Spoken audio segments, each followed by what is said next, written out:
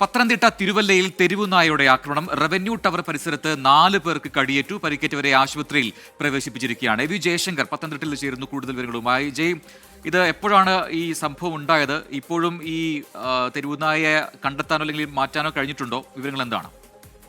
അതായത് പ്രജിൻ വൈകിട്ടോട് കൂടിയാണ് ഇത്തരത്തിൽ തിരുവല്ല റവന്യൂ ടവറിന് സമീപത്ത് റവന്യൂ ടവറിന്റെ വാതിലിന് മുന്നിൽ തന്നെ വെച്ച് ജീവനക്കാർ ഉൾപ്പെടെയുള്ള ആളുകൾക്ക് കടിയേറ്റത്. ട്രഷറി ജീവനക്കാരനായ മനോജിനാണ് ഇത്തരത്തിൽ ആദ്യം തെരുവുനായയുടെ കടിയേൽക്കുന്നത്. പിന്നീട് ആ പരിസരത്ത് വന്ന മറ്റ് ആളുകൾക്കും കടിയേറ്റു. PK രാജു, ഒപ്പം തന്നെ മുംബൈയിൽ നിന്ന് സുഹൃത്തിനെ കാണാൻ വന്ന അമിത് മിശ്രി, പിന്നെ തിരുവല്ല ബാറിലെ അഭിഭാഷകനായ എബ്രാം തോമസ്, അങ്ങനെ നിരവധി പേർക്കാണ് ഈ തെരുവുനായയുടെ കടി നിലവിൽ ഏറ്റിരിക്കുന്നത്. മിക്ക ആളുകളും കയ്യിലും തൊടയിലും ഒക്കെയാണ് തെരുവുനായ കടിച്ചിരിക്കുന്നത്. 4 പേരും തിരുവല്ല ആശുപത്രിയിൽ ചികിത്സ തേടിയിട്ടുണ്ട്. ബന്ധപ്പെട്ട വാക്സിനുകൾ ഉൾപ്പെടെ എടുത്തു എന്നാണ് മനസ്സിലാക്കുന്നത്. ഈ വൈകിട്ടോട് കൂടിയാണ് ഈ തെരുവുനായ ഈ ആളുകളെയൊക്കെ തന്നെ കടിക്കുന്നത്. 3 മണി മുതൽ 4 മണി വരെയുള്ള സമയത്തായിരുന്നു ഈ തെരുവുനായയുടെ ആക്രമണം ഉണ്ടായത്. ഈ വലിയ ജനത്തിരക്കൊക്കെ ഉള്ള ഒരു സമയത്താണ് തെരുവുനായ ആക്രമണം നടത്തുന്നത്. ഒരു നായ തന്നെയാണ് എല്ലാവരെയും കടിച്ചതെന്നാണ് പ്രാഥമികമായി മനസ്സിലാക്കുന്നത്. ഈ നായയ്ക്ക് പേവിഷബാധ ഉണ്ടോ എന്ന കാര്യത്തിൽ നിലവിൽ സ്ഥിരീകരണമില്ല. പക്ഷേ ഈ കടിയേറ്റ ആളുകൾ അത്തരത്തിൽ ഒരു സംശയം എന്തായാലും പ്രകടിപ്പിക്കുന്നുണ്ട്. ഈ നായയെ ഇതുവരെ പിടികൂടാനായിട്ടില്ല എന്നാണ് മനസ്സിലാക്കുന്നത്. പക്ഷേ നായയെ സ്പോട്ട് ചെയ്തിട്ടുണ്ട്.